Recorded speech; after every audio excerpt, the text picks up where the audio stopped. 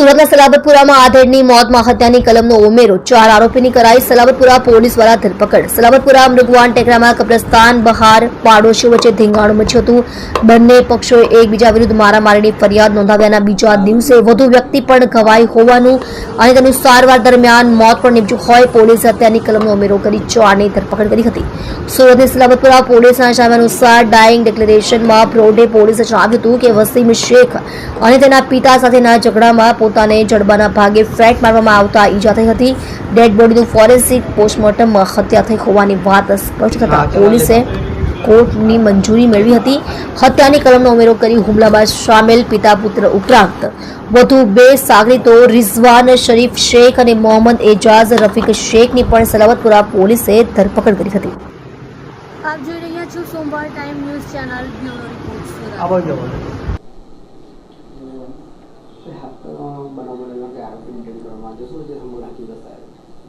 તારીખ 6 સપ્ટેમ્બર શુક્રવારના બપોરે 2:30 થી 3 વાગ્યાના સમયમાં આ જે બનાવ બનેલો છે એના ફરિયાદી જે છે મોહમ્મદ અઝીમ એ સલાબતપુરાના હઝુરી ચેમ્બર માસૂમ પીર કબ્રસ્તાન ખાતે ગયા હતા અને ત્યાંથી બહાર નીકળી રહ્યા હતા ત્યારે આ જે બનાવના આરોપી છે વસીમ શેખ અને તેના પિતા મોહમ્મદ આરીફ શેખ એમણે જૂની અદાવતમાં આ બનાવના ફરિયાદી નઝીમ ઉપર હુમલો કરેલો હતો।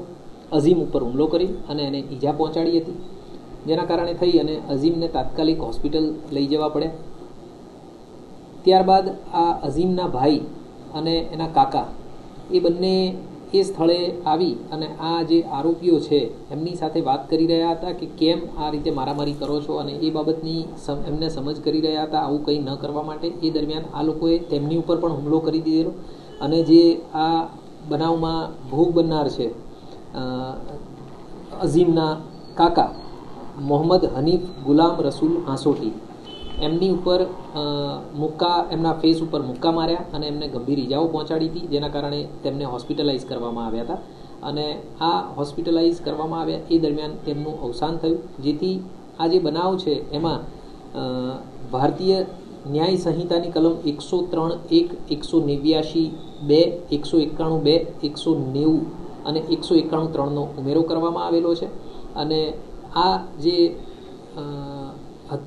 બનાવ બનેલો છે એના જે મુખ્ય આરોપીઓ છે એમાંથી આ વસીમ શેખ અને એના પિતા મોહમ્મદ આરીફ શેખ તથા રિઝવાન નૂર મોહમ્મદ શેખ અને મોહમ્મદ એઝાઝ રફીક નૂર મોહમ્મદ શેખ આ 4 આરોપીઓની અટક કરી લેવામાં આવેલી છે।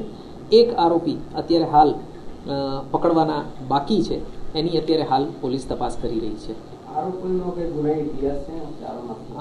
આ જે બંને પક્ષો છે એ એક જ મહોલ્લામાં ખૂબ નજીક જ રહે છે અને 2-2.5 વર્ષ પહેલાં પણ એમની વચ્ચે કોઈ બાબતે ઝઘડો થયેલો હતો એ હકીકત ધ્યાન પર આવેલી છે અને વધારે તપાસ અમારી ચાલુમાં છે।